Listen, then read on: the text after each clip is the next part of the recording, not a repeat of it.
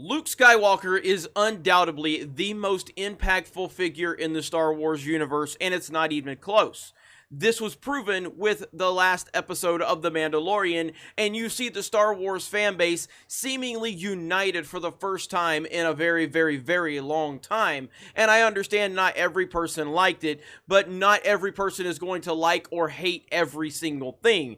Everything is going to have people that don't like it for one reason or the other. But if you look at the response to Luke Skywalker making his appearance in The Mandalorian Season 2 finale, the response has been overwhelmingly positive, and we have seen nothing in the Star Wars universe since Disney took over that was received this well, and that speaks volumes about what happens when you treat Luke Skywalker the right way. This is why the sequel trilogy is such a disaster. This is why all of the criticisms about the sequel trilogy were 100% valid, and those have been confirmed many times over, but never as now. They have been confirmed now more than ever. Luke Skywalker made his triumphant return in The Last Jedi. Obviously, he made one appearance at the end of The Force Awakens, and that made everyone freak out at the possibilities of what would happen with Luke Skywalker. But as soon as The Last Jedi began, it was clear that we were looking at Jake Skywalker and not Luke. And the response was divisive, to say the least, with The Last Jedi. And that is because Luke Skywalker was not treated properly in that movie. That is not something to be debated. That's not to say you can't like the portrayal of him, but the character was not treated properly. That is a fact. You liking it is subjective, and you can like it. Let me bring an example I've brought up many times in the past. I like X-Men Origins Wolverine. I like that version of Deadpool. Why? Because I don't like the character of Deadpool. So that version of Deadpool was fine with me. And I like that movie even though it's a bad movie. It's not a good representation of Deadpool. In fact, it's downright offensive if you're a Deadpool fan. These things can both be true. I can like it, and it can still be a terrible representation of that character, and that's exactly what X-Men Origins Wolverine is.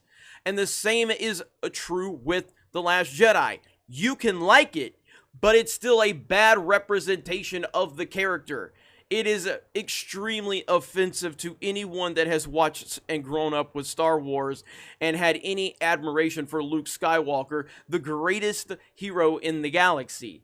And you see that response now with what happened at the end of Season 2 of The Mandalorian, and the internet has lost its collective minds, and for all of the right reasons. Now, I could sit here and pick this scene apart if I wanted to. I'm not really interested in that, even a few days later. Yes, I could point out a lot of issues with it, but I just don't care to do that right now because I love Luke Skywalker, and seeing Luke Skywalker back for the first time in so many years, for the first time on a Disney Star Wars screen, outside of, like I said, Battlefront has some cool little moments with Luke Skywalker, but overall Battlefront 2 was a terrible campaign, terrible story, and everything like that. I do believe that there is a Rogue One element to this scene. Now, I have never been the biggest fan of Rogue One. Now, time has proven that Rogue One is undoubtedly the best Disney Star Wars movie. That's not saying a lot, but at the time, I very much was not the biggest fan of Rogue One, and I'm still not a big fan of Rogue One. But that Vader scene in isolation is awesome. That is undeniable. To me, it creates some issues because moving forward, we see Vader in that moment fighting so awesome, and then as you move into, A New Hope, suddenly his fight scene with Obi-Wan just seems very strange, old, and weird. So like in 20 or 30 years from now, for someone that's watching Star Wars for the first time, they see that scene, and they're going to go, wait a minute, why is he fighting like that now? This is terrible. And that's the problems it creates. In isolation, it's amazing. Now, with this Luke Skywalker moment, I didn't love the episode of The Mandalorian. I didn't think it was that great. I thought it was kind of boring. I thought the writing was kind of weird, and the pacing was strange, and Mando continues to just do stupid things like turning his back on Moff Gideon when he goes to pick up the baby Yoda. I still can't really get around to calling him Grogu.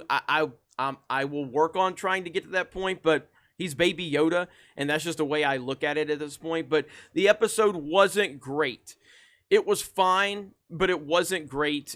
there were some issues with that episode, but obviously it's all overshadowed by the return of Luke Skywalker. And yes, it seemed like all of the enemies just stood there so that Luke Skywalker could be extremely OP.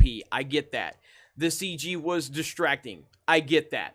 Especially when he started talking. I understand all of these points. But that image right there, I'm never going to forget that image. I'm never going to forget that moment where he just walked through. It was beautiful. And again, as a Return of the Jedi kid, this moment just moved me. And I was so happy to see it play out. And it's proof that Luke Skywalker being treated right is the single best thing for Star Wars. End of discussion. You treat Luke right, and everything else can fall into place. You have done a terrible job of that up to this point. There's a lot of speculation as to what's going to happen moving forward with, are they going to retcon the sequel trilogy and all of this? I don't have an answer for that. I'm not sure. I didn't think Luke Skywalker would show up in The Mandalorian. I really didn't. I didn't think Ahsoka Tano would show up in The Mandalorian for the first time as a live-action character. These things are happening. I don't know what the plan is, but it does seem like they have put themselves in a very difficult box because all roads still lead to the sequel trilogy. And that is a huge problem because they're doing such a great job right now of storytelling, of characters, of character development. And there's a lot of optimism for the future of Star Wars within this time frame. But then you look at the bigger picture and suddenly that storytelling doesn't seem as good.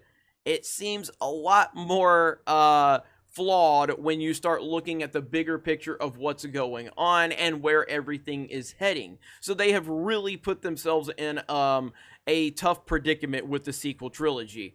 And that is why so many fans are looking at it going, this is Star Wars being treated right. This is Star Wars being developed by people that actually love and care and respect Star Wars. The sequel trilogy was not. J.J. Abrams does not understand Star Wars, doesn't care about Star Wars. Rian Johnson certainly doesn't. Kathleen Kennedy certainly doesn't, and it's represented in the sequel trilogy. Those movies are very, very bad. Again, you can like them, they are bad. It's okay to like bad movies. I like bad movies. I can admit that I like bad movies because I don't need people on the internet to repeat my opinion to me like the sequel trilogy fan base seems to need. They need everyone to agree with them, and if you don't agree with them, you are a bigot and a sexist and a racist. That is how the sequel trilogy fan base seems to operate. No, not every one of them, but a large number of these people need their opinions repeated to them. I can like bad movies, you can like bad movies, and if other people recognize the flaws in something you like, it doesn't make them wrong or bad. It just means you have a difference of opinion. Luke Skywalker returning to the Star Wars universe in this way is good for everyone that's a Star Wars fan.